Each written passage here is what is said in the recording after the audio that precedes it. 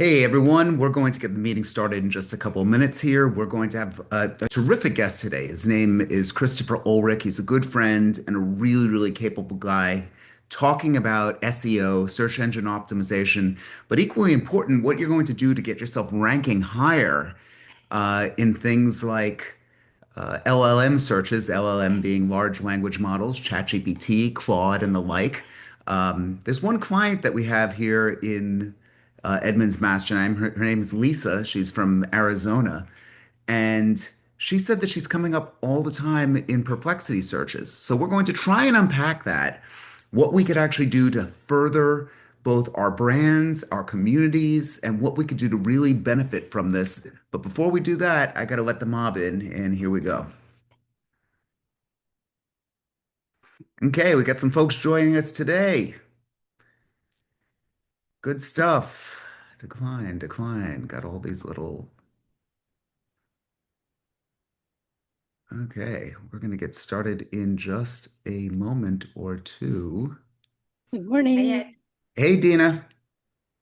Lavette is in the WhatsApp and she was asking for the Zoom link.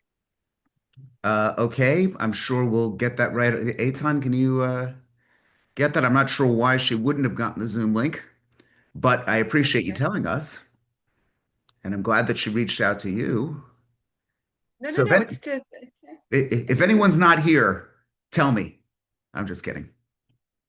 I'm just kidding. And we got and not to be outdone, but we got Chris, who I know has a bitchin' screen. I was over at Chris's house the other day, and he's got this bitchin' screen. I've got screen envy, if that's such a thing. I got to look that up on the DSM chart for psychological disorders. That you're suffering from DSM envy. How are you, Chris? I'm good. How are you? Oh, just this is a bitchin' disco time. It's going to be great. So we're going to be getting right into the stuff with Chris in just a couple of minutes. I'm trying to get the rest of the mob in here so that we could have the best possible audience. We're going to talk about a topic that should be near and dear to most of our hearts, and that is search engine optimization, getting visibility for yourself and for your product and for your community and for things that actually matter. And in the very least, understanding it a little bit more. Um, I oftentimes say to somebody, I had this conversation with a friend the other day, she'll go nameless, but she had said, all this crap keeps coming up in my social media feeds. It's all hostile. It's this, it's that. And I said, it's because you're giving it time. It's because you're giving that love. You need to give other things some love. She said, well, what do you mean by that? I said, if you're sick and tired of all the horrible stuff that's coming up in the feed, right now, search puppies and kittens, search God, search whatever the stuff is that you might want to search, beautiful flowers. I don't care what it is. If you want to think about positive stuff, start searching for positive stuff. If you do that 10 times in a row, and then every time you see a little dangling the bait in front of you to go down the negative route again, the social media has learned something. It used to be when I was a teenager and maybe in my 20s, all the advertisers thought that it was sex that would sell. They discovered something more powerful, and that is hate. Hate sells very, very well, and you are inadvertently giving yourself a real negative day start when you start looking at all the hostilities online. Again, I'm not going to lead a group hug at the end, nor am I telling you how to live your life. What I am saying is that if you're sick of what's coming up in your feed, you could start to change that, and it could change like right now. It doesn't have to be um, just a hostility. Aton is with me as well. Aton, people are requesting the link for the course book, so that would be great. And now 9:04, we're going to actually get this picked up. Christopher, so good to see you. Thank you. Thanks for having me. It's great, great stuff. Let's just unpack this a little bit and tell everyone who you are and what you do. And Sure. then it So, could then become a little more apparent as to why I thought this, we're very lucky to have you. thank you. So, I'm Dina's husband. I am, which is why I'm able to have this big giant computer monitor Yes, that has monitor envy. I do have mom. Yeah. Um, I've been doing digital marketing before they called it digital marketing. So I Okay. started in about 96, started one of the first domain name companies on the internet. We're actually there about a year before GoDaddy. That evolved into hosting, that evolved into marketing. And we were doing SEO before they even came up with the acronym for it. We started with mega companies like AT&T, Citibank, American Express, Travelocity, on and on and on. And then as the industry matured, giant companies brought things in-house, small business started waking up, and we've been Mhm. working with small business ever since. Okay. And explain to everyone, is SEO just for the IBMs of the world and for the big Zillows? I mean, it's very hard to beat some of the big names, I would think, but maybe you could just shine a little light on that. Yeah, so SEO in some situations is incredibly competitive. In others, it's not. And it's evolved a lot over the years. So if you're promoting something like credit cards, you need multi-million dollar budget a month to try to compete with all the credit card companies. Okay. If you're the local roofer, the local realtor, the local pool contractor, you're competing with your direct competition and maybe a couple of lead generators. So it is very doable. It is very achievable. It's not easy. It's not instant, but it is something that drives a lot of business for people. Okay. And it's funny because now everybody's asking about search versus AI. Really, it's hand in hand. And I'm sure we're going to dive into that. Yeah, and we will in just a minute. But I'm just curious. What are some of the types of brands that you work with? This is the gratuitous plug part of the Sure. conversation here. So, So it, we guys, work listen with, up here. yeah, This guy's got a very cheap speaker fee for me today. So my hope is we could get him some business here. Okay. exactly. Yeah. So real estate, financial services, medical, home services. A good candidate for what we do is a business whose average customer is worth $1,000 or more. And often they're worth 5,000, 10,000, 20,000, 100,000, depends on what industry they're in. Okay. It's not really good for the hair salon or the bagel store. Not that they shouldn't do something, but for the amount of time and effort that you put in, the average sale is so small, it's often hard to justify the cost. Where when you have bigger ticket items, and when you have big ticket items that have repeat business, Mhm. that's an even bigger win. Okay. So good. I mean, let's dive right into it. I don't think she's here now. Is Lisa here from Arizona? I'm looking on the list here. Yeah, Lisa Murray here is in. I don't know, Lisa, if you're out or if you could unmute No, yourself. yeah, I'm here. Okay, so Lisa, Just waking up though. I'll go easy on you. So everyone meet Lisa. She's lovely. One of the nicest people. If you're in Scottsdale and you need to buy or sell a house, talk to Lisa. But Thank you. what I want to know, Lisa, was it you who said that you are coming up on Perplexity now, which is Yeah, an AI? I did, and I don't know how. And you okay? So this is not what Chris wants to hear. He's got. No, I'm just kidding. Okay, so you and have you gotten business out of it? Tell us about that. Or has there been an attempt at hiring you? Yeah, absolutely. I have gotten a couple of calls, Okay, but so yeah, they didn't manifest into anything, and that's okay. But I got the calls. sure. And it's been fairly recent, right? Yes.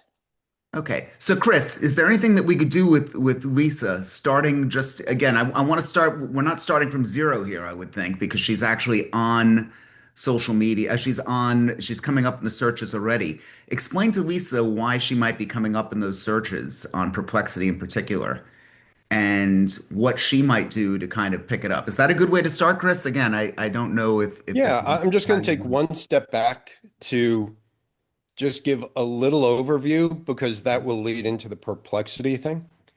Please. Everybody's looking at things like, why am I on Gemini? Why am I on Perplexity? Why am I on ChatGPT? Hmm. And then what do I have to do to be on Google? And the reality is it all goes hand in hand. It's sort of like AI is search 3.0. right? Search 1.0 were the early search engines, Excite, Lycos, InfoSeek. We thought they would never go away. Now they've all gone away. Yeah. Then we had Yahoo, which was dominant and very quickly crushed by Google because it was a very different approach. Instead of being a directory, it was what information are you putting out there? Okay. That was Search 2.0.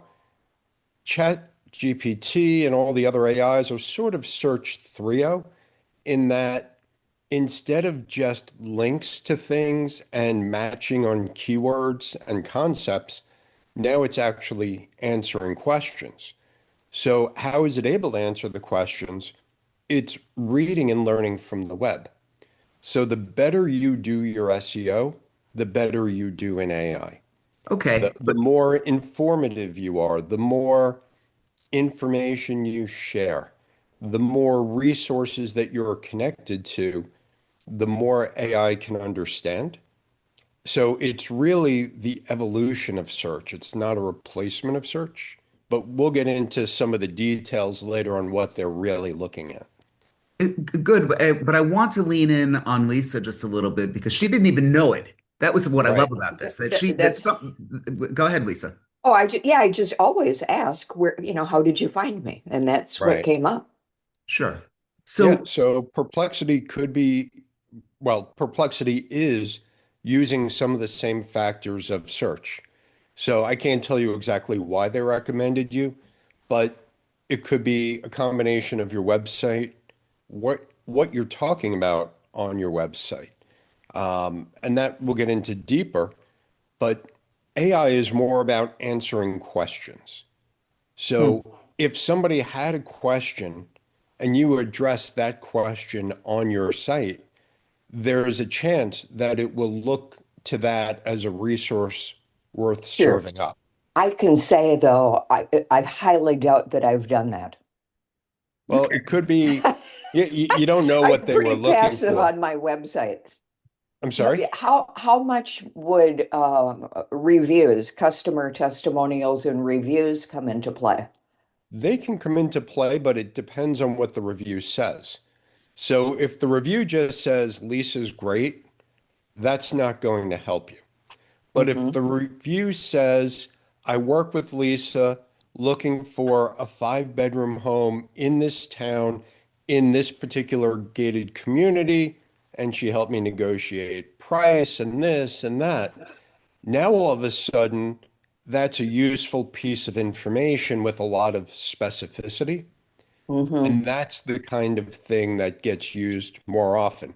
Now, that's not to say AI is just reading reviews and pulling it in. It's one of a million factors. But the more specific you get with things, the more AI understands it. sure. So, Search was really about initially about keywords. That evolved to links, that evolved to user experience. How engaged are people on your site? Are they staying and engaging because it's useful, or are they bouncing and leaving because it's not? so The same things that make a website useful are the same things that AI finds useful. let's take it a step further with Lisa here. Is now that she's actually coming up in the search, if she didn't know it, is there anything that she could do to stay the leader of the pack or to in fact increase the amount of times that she gets picked up? Then we're going to roll it out to some other people who never come up. Okay, and see, again, and there's no guarantee that I could be when I think realtor in Delray Beach, well, I know, this other woman who lives next to a lot of bridges that would like to be that person too. So a lot of people, sometimes it's not all the room. I want to talk with you about that, but let's focus on Lisa just for a moment. Is there anything that she could do to kind of exacerbate or kind of bring about a little bit more and make her come up even more in these AI searches? Yeah, there's a lot you can do. Okay. Focus on the website On her because you website. got to remember AI is digesting information it finds online, just like Google does. The website is sort of your hub of information. Now, Hmm. if you have a web page that says, I've been a realtor for X number of years and I'm great and I've helped families and I'm this and I'm that, they don't care about that. What they care about is, are you an authority? And that's a whole thing unto itself because Google likes to show authorities. When we talk about AI in search, we're still talking about Google. It's Gemini, which is running off the same data that the Google search engine is running off of. So are you an authority? And then all the others, OpenAI, Perplexity, Claude, they're pulling information from the web. So what they want are trusted authorities. So Hmm. then the question is, what makes you an authority? Think about a deep, robust website. Um, So deep, Somebody has a robust. one-page website that says, I'm a realtor and I'm great. It doesn't say much. If you have a page, for example, for each community that you serve, Which and I've not just wanted to that, do but for a long time. right, and not just a page for the community, but deep information. Is it an HOA? What are the fees? What are the amenities? What does it include? How many homes? What school district is it connected with? What resources are nearby? In other words, you want to be that trusted advisor that has a lot of useful, robust information on the site. And if you have that, that's things that both Google and AI can pull off the page. So what And you're then when suggesting, somebody hold has a on, Chris, question, hold on. Let me yeah, just, because I don't want to gloss over this. Are you saying that each of us should have multiple landing pages for various communities, or are you saying it should be wrapped up into one website? Walk us through that for a second. it's one big website. So let me give you an example of one of my customers. They are a decking company, backyard decks, Okay. Trex decks, wood decks, etc. They're on Long Island. They service about 150 towns. I have 150 pages about backyards, one for each town. I have 150 pages about Trex decks. I have 150 pages about wood decks. I have 150 pages about backyard kitchens. They become the authority on outdoor living at the town level. And then when somebody in a town is searching, Google knows where you are. So if you're looking for how do I do an outdoor kitchen and it knows that you're located in Comac, it's trying to find resources in Comac for outdoor kitchens. And wow, we have this great cluster of information. And then we just crush search. So for 2,000 keywords, we're in the top three for about 1,500. Hmm. I mean, we're just dominant. So the whole idea is you want to be an authority. So in the real estate space, yes, you have to have the website. Then within the website, you might have a page that lists the 15 communities you serve. Each of those links to an individual page for each of the communities. That becomes an ultra robust resource. Not just I can help find you homes and this and that, but here's this community. It's got 812 homes. The average home sale is this. The data is this. All these resources are this. You're answering questions that people have. And then when they ask the AI those questions, you've already provided the answer. Okay. So answering questions in your content is a huge way to try to trigger both AI and search. Amazing. Okay. So, so first things first, we're going to take a look at the website again. Again, if anybody's feeling overwhelmed with that, good news, there's various services that could actually do this for you. Hint, hint, hint. We could definitely get you out there. But even beyond that, we've got to actually decide. Chris, the first thing you said was that it needs to be a fairly high ticket item. Real estate is high ticket. I mean, Absolutely. Real I think. estate's perfect for this. Okay, good.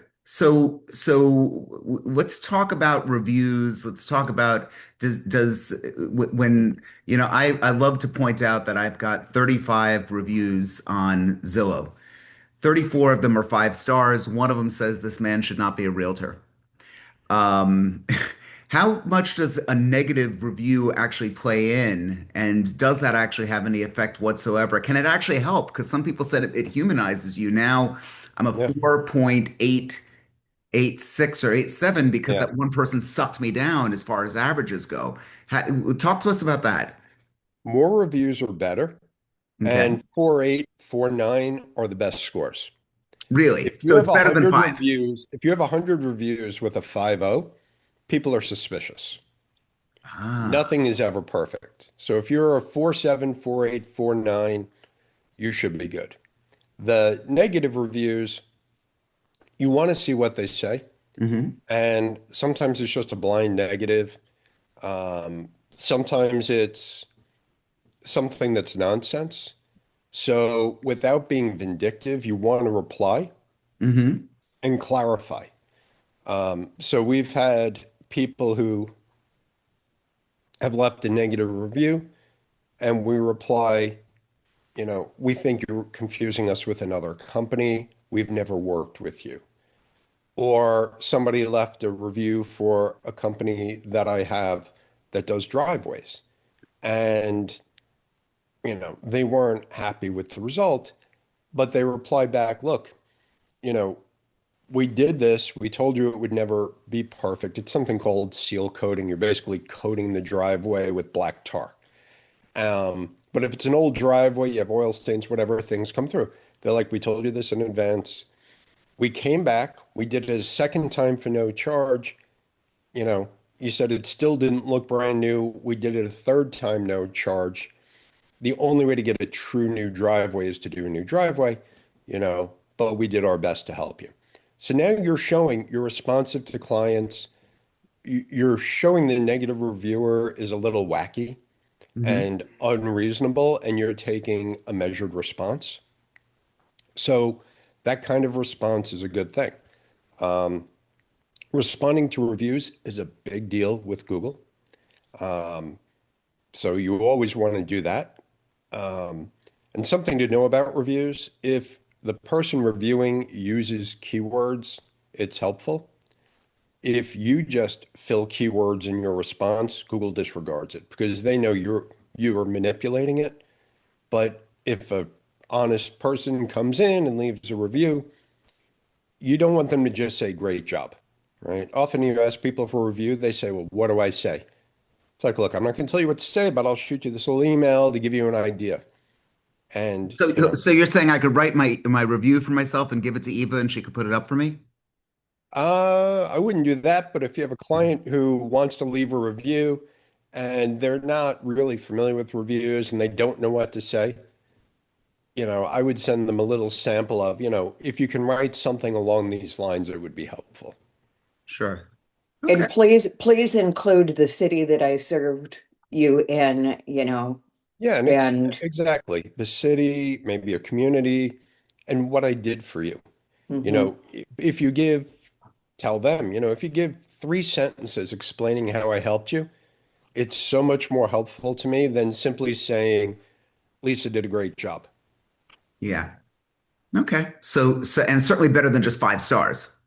Right. And just blank text with 5 stars, it helps your star count, but it doesn't inform the user in any way, doesn't inform Google, doesn't inform the AI. Okay. So, again, let's talk about saturated markets. Okay. There's a couple people here who sent me direct, Pamela just sent me saying, down, you're here in Delray, I'm in Boynton Beach. And so we got people who are really close to one another. Um, One of the things that I observed was if you look me up, my home address comes up in on Google Maps. Now, why? Because I made Google my business page my home address. Right. I suspect people do care about things like security, and I'm not telling them to go ahead and do it. But if I use 444 East Palmetto Park Road, which is my company's office in Boca, you get so many agents that are using that as their address. Right. What could we do in a saturated market where there is more than one option? Where we might be able to get some type of recognition or some type of forward motion, whether it's with myself or my community or a particular keyword. Maybe after that, you could talk a little bit about the differences in search. Some people might say realtor near me, and other people might say something else. I know I'm all over the place here, but I hope that helps.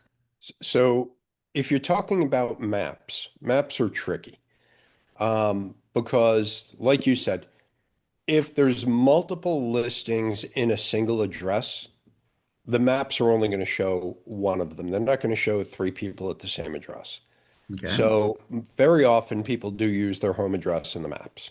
Um, you could use a virtual office, although if it's just a pure virtual address from a source that Google is aware of, like Regis Group, um, where you're getting an address for $50 a month, they know everybody's getting an address for $50 a month.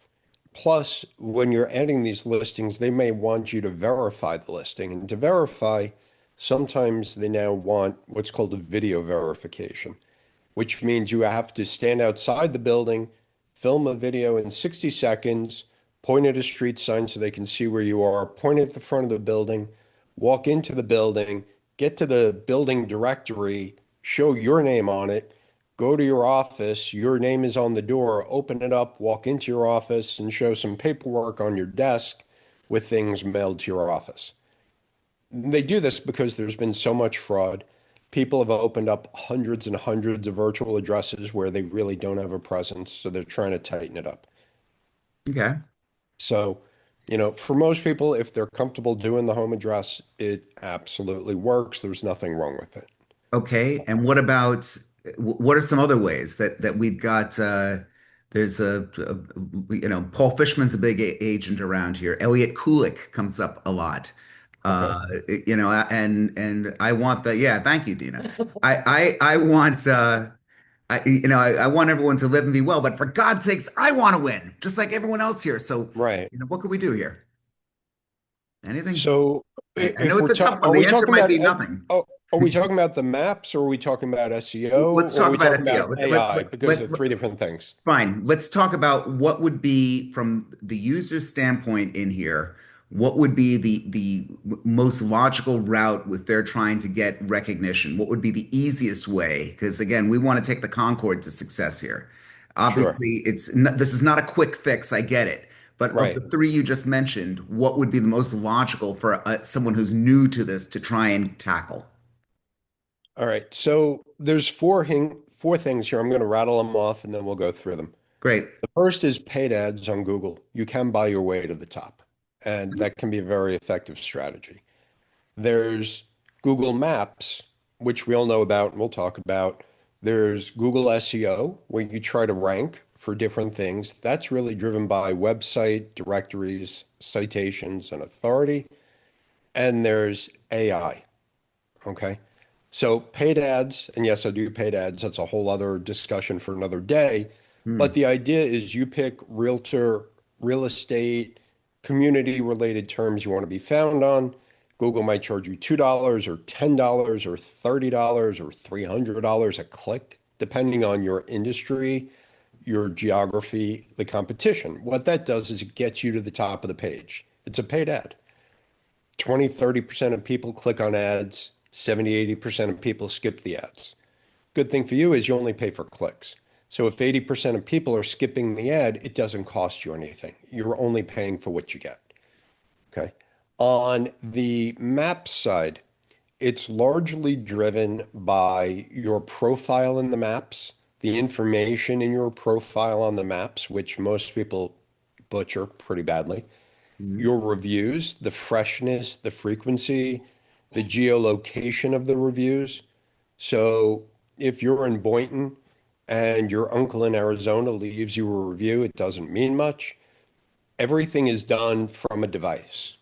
Whether you're on a computer is connected to an ISP with an IP address, Google knows where you're located. You do it from your cell phone has longitude, latitude of where you're standing right now. So you always want reviews from a mobile device if you can get it. It's a trust factor.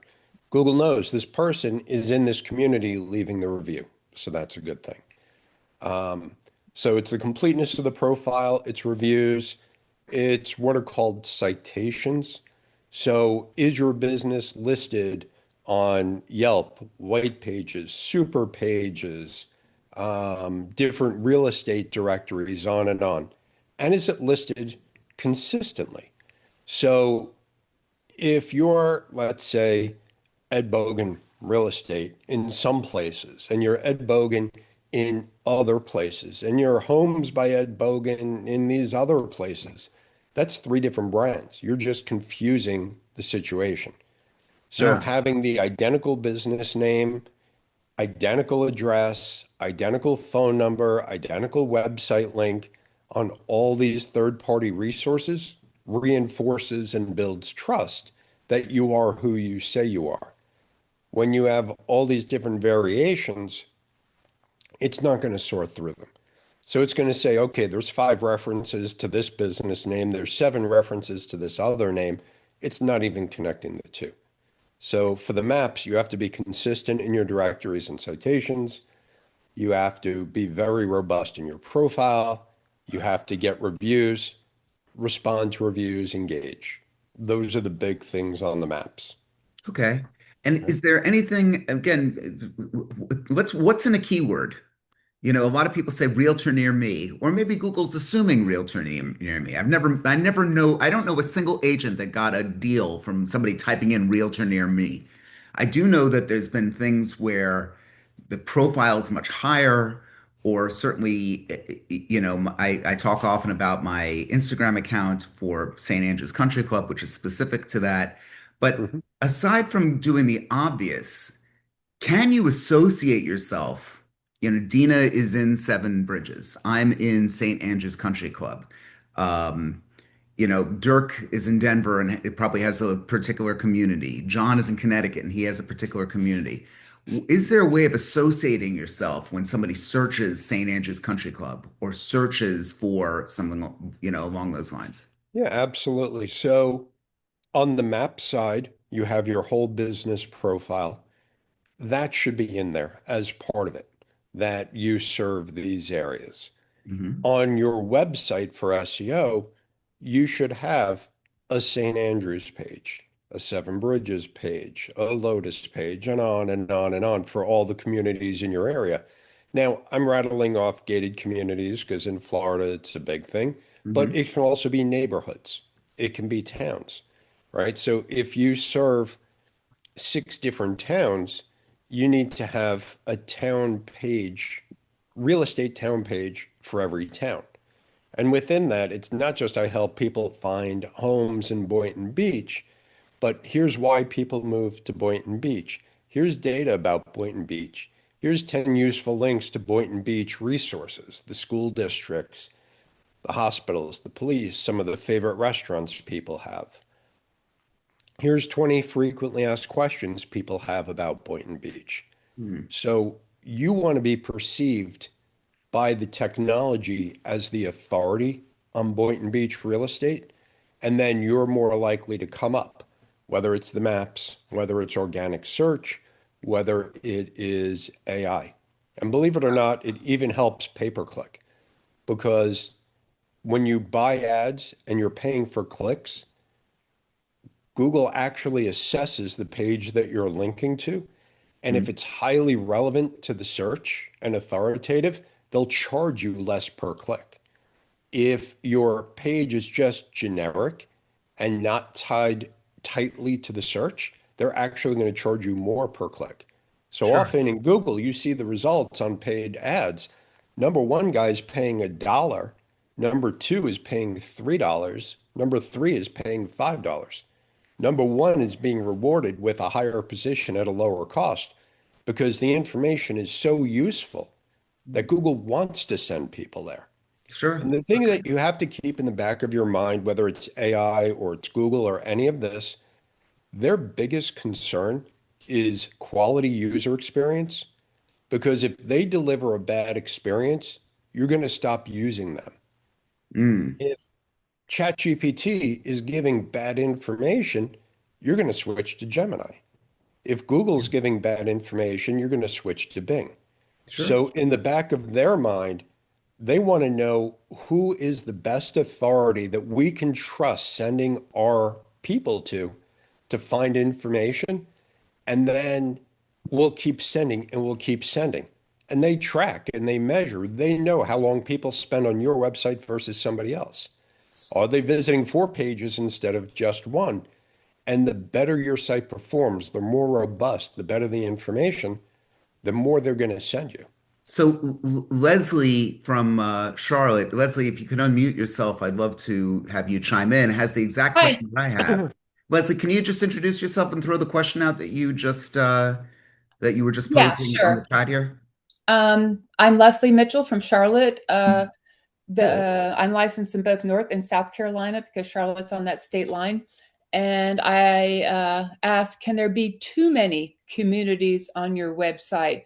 And does that hurt you? No, it won't hurt you as long as Okay. you structure it properly. So think about a hierarchy or a tree diagram with branches. You have your home page, and then you have other pages. You might have a page, communities I serve, and then maybe there's 20 communities, and you list them on the page. And each of those is a hyperlink to one of 20 pages related to that community. That community page is very hyper focused on just that community and nothing else. Whether it's selling, buying in the community, living in the community, data about the community, resources related to the community, etc. Below that, so picture a community page about Charlotte. Then you might have 5 or 10 pages under that. Schools in Charlotte, restaurants in Charlotte, life in Charlotte, whatever it might be. Okay. And you build that funneling up to the Charlotte page. And that Charlotte page becomes, some people call it a pillar page or a hub page. It's the main focus for Charlotte. And you're so Charlotte themed, and you have subpages linking up that are tightly Charlotte related. That's important. And then you also need to do a blog on your site where you're putting out information. And if any of that relates to Charlotte, that links to the Charlotte page. So it's totally acceptable to have many things on your site as long as it's well structured. If it's not structured, forget it. Sure. And the best example is a grocery store, right? You walk in, you have a produce aisle, you have the canned soup, you have the cereal, you have the ice cream, you have the bread and dairy. In the back, you have the meat. It's all grouped together in a logical structure. If you need soup, you go to the soup aisle and there's tons of choices of soup. And even those are grouped. Here's all the Progressos, here's all the Campbells, and then you Sure. can drill down. If you walked into a grocery store and it was just random items on shelf and you had to hunt the store looking for everything, it would be a complete failure. Hmm. Same thing with your website. You really want to be hyper granular and organize things in clusters. And Google is great at understanding clusters. AI is great at understanding clusters. And by the way, users prefer clusters because like down here, if we have a Boynton page and somebody's searching for Boynton real estate and they land in the Boynton page, that's what they're looking for. If I send them to a generic real estate page where I say I sell in 20 communities, they didn't really find what they were looking for and they might leave. But Hmm. if I drop them into a page that's all about Boynton and starts off, if you're looking for a Boynton home, these are the 5 things you need to ask. And here's data about Boynton, and here are the communities in Boynton. And let me group together. Here are the country clubs. Here are the gated communities. Here are the 55 plus communities. Here are the neighborhoods. The more organized you are, the better Google understands from the search perspective, and the better all of the AI will understand because AI is driven by structured data. Hmm. And if you're not structured, it's just a mess. Where if you're structured and organized, AI can come in, read it, and understand it, and then turn to you as an authority. So when people are asking questions, here's a person who's an authority on this. And by the way, they've answered the question that you're asking, so let me show you their answer. Sure.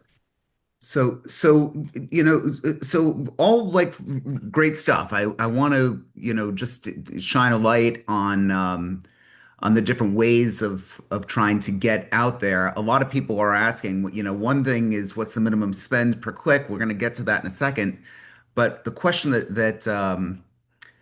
uh, that I have is if you have a whole load of events, let's say, or you have stuff that you're actually doing as a realtor, is there any way that you get the benefit from the open houses that you do? Is there any way that you could get some type of from your past history?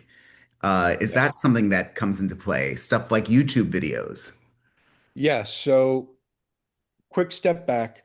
When you have a website, because the website's the hub of all this, Mm-hmm. there's two kinds of content. There's what's called evergreen content, Mm-hmm. and then there's fresh content. So what is evergreen content? Evergreen content is something you can put on your site that really never changes. So if I go back to my deck guy, if we have a page that talks about this is Trex decks, this is what Trex material is made of, this is why Trex is durable, this is why Trex is great, that doesn't change. So they call that evergreen. You add that to your site, and that becomes a good focus.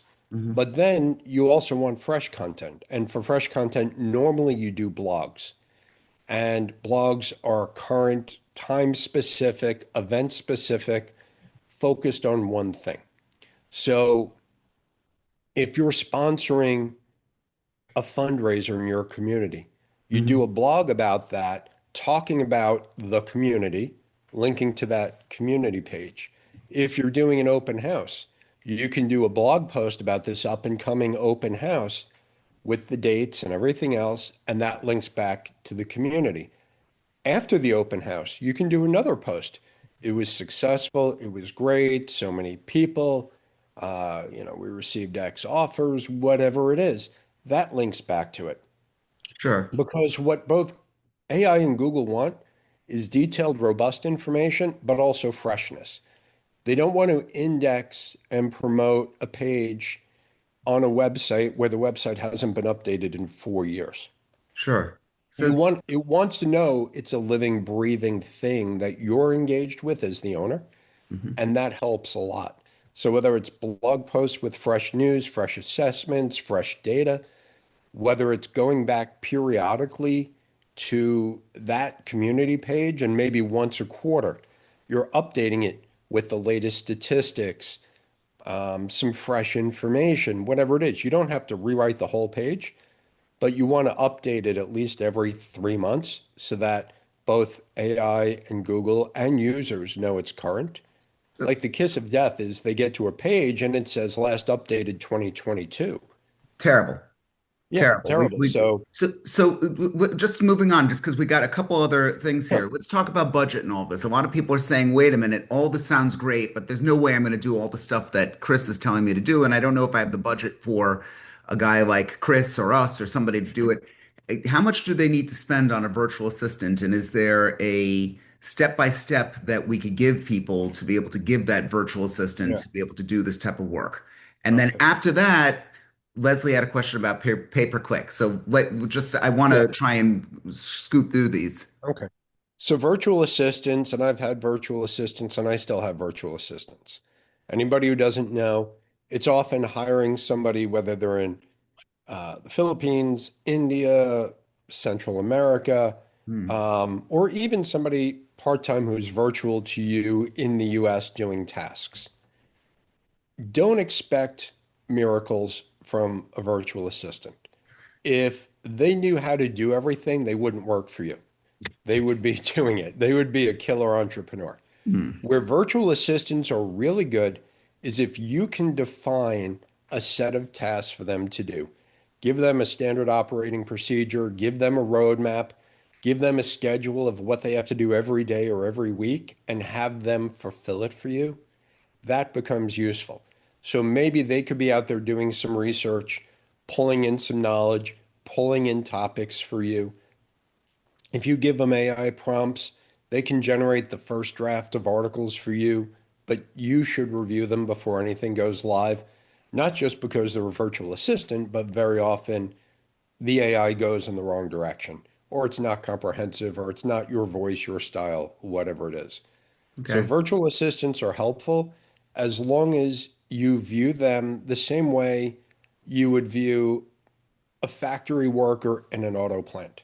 Got it. This guy is the expert at doors. And what are we budgeting for those people? Those people full time, you're probably 8 to 1,200 a month for most. If you're getting somebody who has very, very specific experience, high level SEO, things like that, could be 1,500, 2,000 a month. Okay. But again, the mistake people make is they look to them and say, you can do my SEO and my pay-per-click and my Facebook ads and my website and write my content and do Yeah, it's this. too much. They can't. We can't. They can't. Not all people for all things. Let me just ask you this as well, Sure. because I think it's an important question. We'll get to it quickly. Then we need to get to wants, needs, and brags, and I want to tell Sure. everyone about Claude Code. I'm going to have a special session on that. Um, what's the minimum that you should spend on pay per click? Leslie's got some great questions today. So what is the minimum that Leslie needs to pay on pay per click?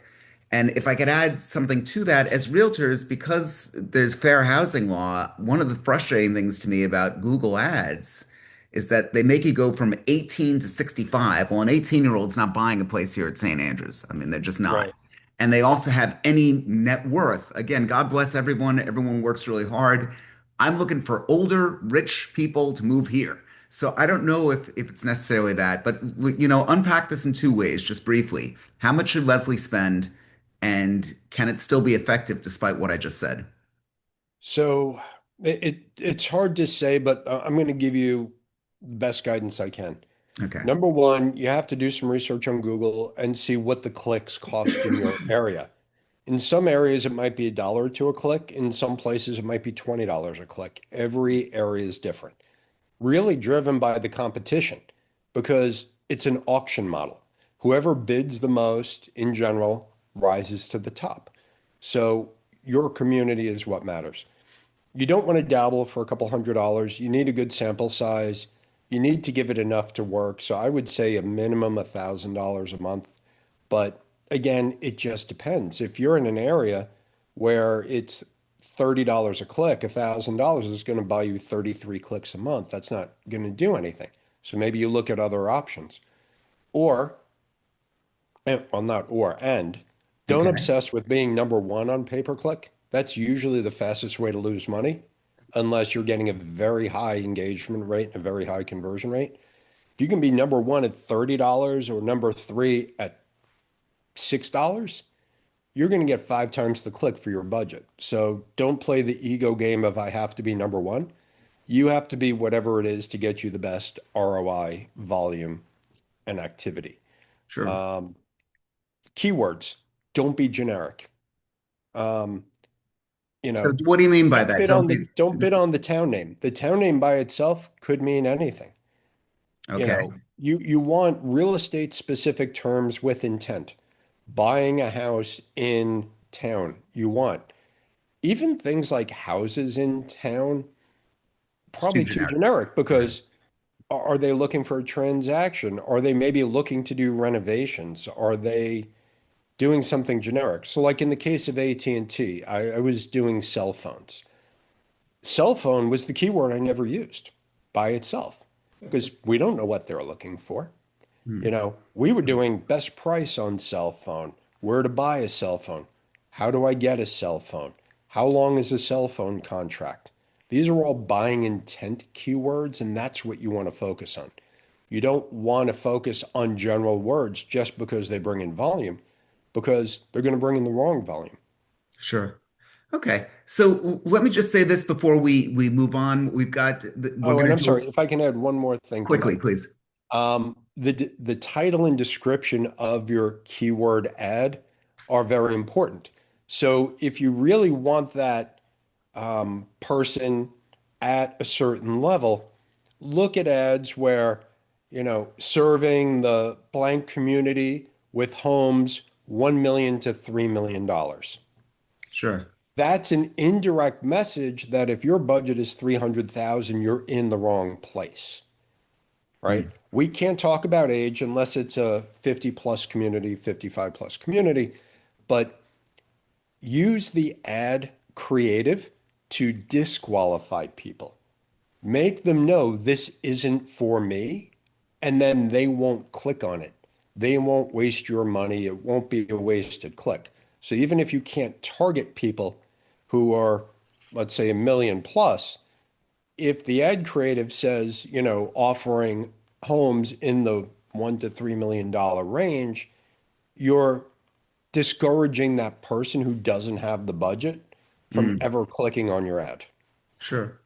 Okay. Well, look, I know, I don't know if this is still the case. Years ago, the most costly clicked word, the bought word on Google was Mesothelioma. mesothelioma. Okay. So it's like several $100s a Yes, click. So if correct. you hate mesothelioma attorneys, you can look it up and go click. I didn't say that. I'm not telling you to do that. But it's so mesothelioma was like the number. Is that still the number one keyword to As far as I know, and I've actually been involved with the firms that handle these cases.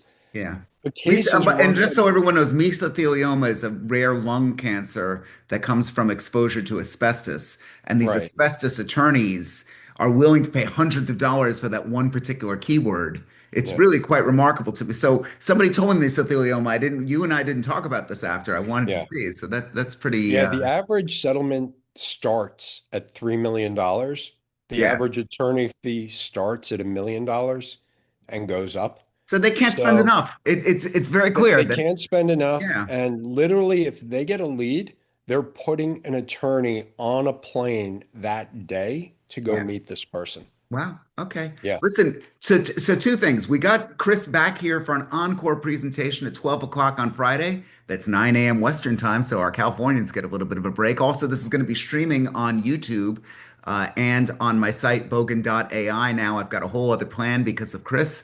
Got to try and get the profile up there and figure out how I could be both a realtor and a coach. You see, that's it. I'm both a floor wax and a delicious dessert topping. Yep, you heard it here first. So there's two other things for you to think about. Um, we've got Chris again on Friday at 12 o'clock. That's 9 a.m. California time. Next topic for Wednesday is going to be announced. I am planning, and I promised all of you this. If you want to nerd out with me, Chris, you're invited too. We're going to be doing a special event, I believe, on Thursday, the 14th at 11 a.m. Eastern time. Okay, so this is a little bit different, where we're going to be going full nerd into Claude Code. It's becoming the standard for it's a misleading word because we use Claude Code for our marketing efforts. It's a little bit more advanced. Beginners are certainly welcome, but I will be talking about certain terminology and how to actually utilize it. Of course, the meeting will be recorded and you'll be able to go back to it and we'll have resources. But enough of you have said to me that you'd really love to learn Claude Code. That is tentatively the date, and we're going to get a special email out to that. Please, if you don't mind putting in the chat now, if you'd be interested in coming to that, so that Eitan and I can make note of it. You could also send a direct message to the WhatsApp group. We do have the Rain Nation advice line. If any of you are not in that chat group, please do let us know as soon as possible, and that would be great. And that said, we're running overtime a little bit.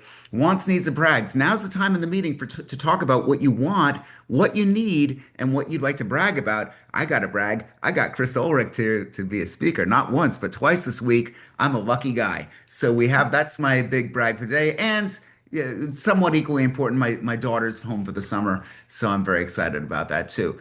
Who has who has a want, a need, or a brag? Please don't be shy. Please jump in. It could be about your kid coming home. It could be about a big deal that you made. It could be about beating an illness. It could be absolutely anything. Now's the time. And it's always the toughest thing to get people to talk. Me, Who's me? Who's me? Leslie. Leslie, hi. Hi. I had cataract surgery on Monday and I can see better. And I didn't die on the operating room table. You're here. That's good. That's awesome. You could see clearly now. The rain is gone. Yes, Anybody exactly. remember that song? Okay. Greg likes that song. That's good. Lavette, love Lavette. Hello, I'm Hey. Lavette from Norfolk, Virginia, Southampton Roads, and it's actually a brag and a funny story. So I Sure. got a listing yesterday from cold calling, Okay. And the Big cold previous caller, Vivette, but big cold everyone needs caller, someone. Yeah. the previous agent called me and kind of like let me have it and told me that I was, poaching in on his clients and they were under contract. And I Mhm. said, your listing expired on April 30th. And he hung up. You see that? You see how crazy the whole industry is? Look at you. So, tell us briefly, how much is the listing?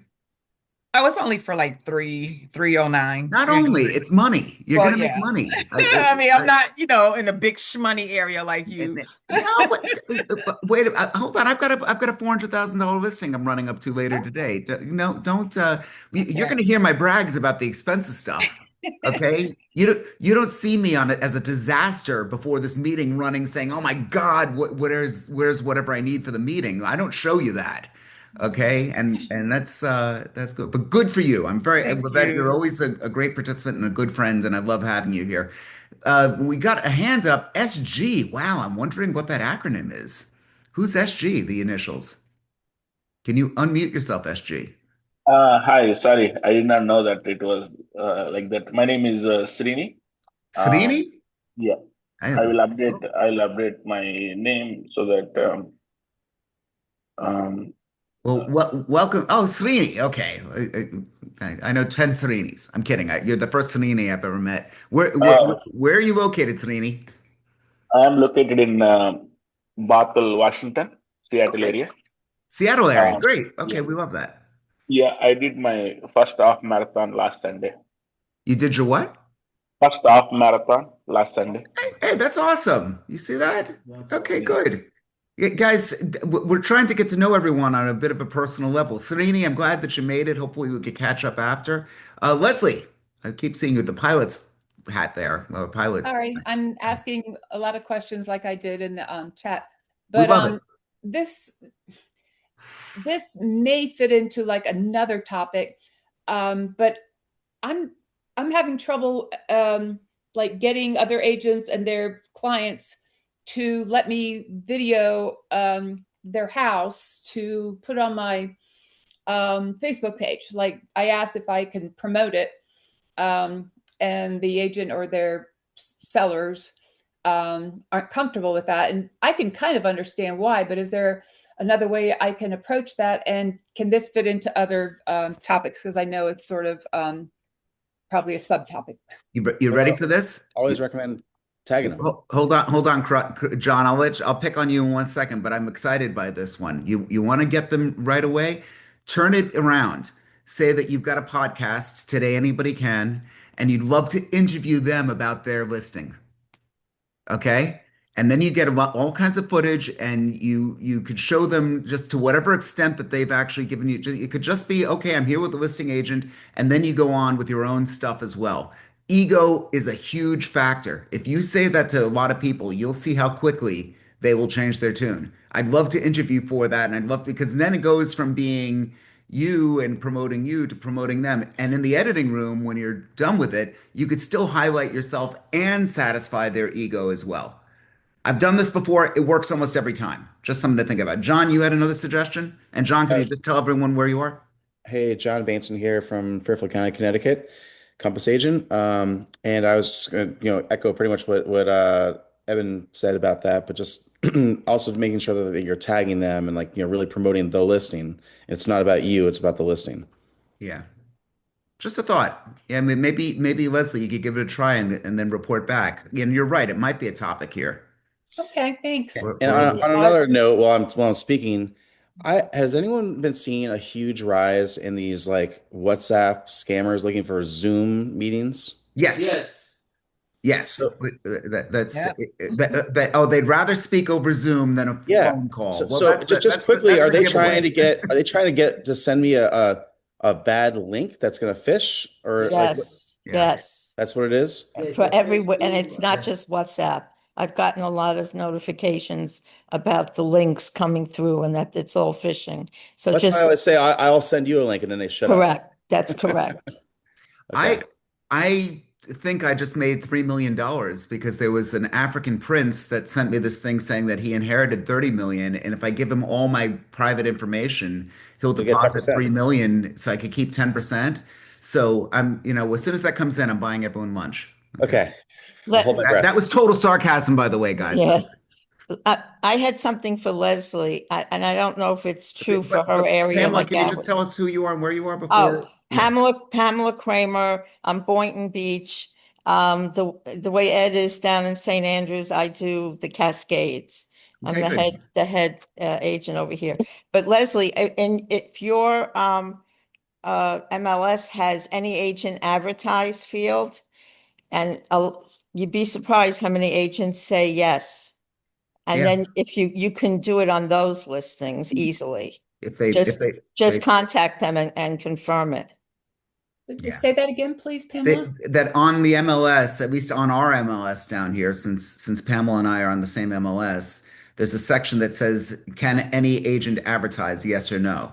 And you could do a search right now, at least here, to find out all the properties that you're allowed to advertise. And once it says there, what I Oh, would do just for safekeeping is just screenshot that so you've got it saved, and then go ahead and go nuts Well, with your you advertising. really should still contact the listing agent and get permission. Well, but That's up okay. to you. That's up to you. If they give permission online, I just do it. Again, I've met a lot of horrible agents that do horrible things. They seem to get away with it all the time. When you see that there's some permission there, it seems like a very minor thing. I'm not saying to ever break rules. That's not the thing at all. But in But this now, case, it's actually saying it. but now you have to be really careful, at least in my MLS, that if you are doing anything social media wise, you have to absolutely have your brokerage and your contact information all on part of the post because Sure. you can get fined at the wazoo if you don't. Okay. We have Mark Lawrence who had his hand up. Mark, I love to say my fellow fat boy. Everyone freaks out when I Yeah, say that. Mark started the Fat Boy Fit Club. It takes a my fat boy claim to to know a fame. fat boy. I love Mark. It's been a dear friend. Go ahead, Mark. So, good morning, everyone. Mark Lawrence. I'm up here in New York, national title insurance provider. So, I've closed a lot of deals, a long time doing that. But got to do something last week, actually. I know Edmund saw it, made a comment. Got to ring the bell at NASDAQ, actually, with a tech company that I'm an investor with and also advisor for. So that was something cool. And I'm 57, so sometimes you think you're never going to get to do certain things in life, but you keep on plugging along and you get yourself involved in different things. You never know. So that was a very cool experience. And that's my brag for today. Hold on, you're 57? I am. So old. Oh my God. So, I just say that I'm going to be 58 at the You're end of the month. 58. You're going to be 58. I know. I'm going to be 58 in 3 weeks. You're older than me and wiser And and you could better. ask Dina what my favorite cake is. Chocolate layer. Okay. Who Chocolate else? cake, but not made by me. Oh, Dina, just relax. Anyone else? Okay, guys, look, this was great. Chris, you are a great man. Thank you so much for your help. If anyone has further questions about that, definitely reach out to us. And again, Chris operates a business where he is looking for various companies that have, again, high ticket items. He is not cheap. He's worth every penny. And I think it's important to actually know that, but he's really reaching out to a lot of people. And as we are trying to build everyone's profile, I think it would be great to be able to look him up if you want to reach out or talk to me about him as well. So I could give you my real thoughts, which is mirroring what I'm saying right now. That would be great. Friday, 12 o'clock, he's got the encore presentation. Next Wednesday, not sure exactly what the topic is just yet. We will announce that on Friday, and we're intending on May 11th at 11 a.m. to have to go nerd wide and do a Claude Code special meeting. It is a little bit more advanced. People who are not all that advanced are certainly welcome to come. And again, it's a misleading name, Claude Code. I really see it as a marketing tool, not as a coding tool. And I think you will as well. Is Terry here? Terry's not here. Okay, no one's saying us out. Guys, great to see everyone today. Chris, again, thank you so much. And I look forward to seeing all of you hopefully on Wednesday for another exciting episode of Edmund's Mastermind. Yay. Okay. Friday. Friday. Thanks, Yep. Edmund. Thanks, Chris. Good information. Thank you all. Thank you all. Thank Okay. you. Thanks for having me. Thank you. Great. so much. Oh, Hassan is here. Look Great at this. We day. have all these great people here. I didn't know thank that. you. Thanks, everybody. Thanks, everybody. Chris, this was great. Glad to help. Thanks for having me on. Yeah, Thank you so much. good to see you. Okay, We'll guys, repeat on Friday. I look forward to it. Take care. All right. Bye, everybody. Thank you. Bye. Take care, Eva.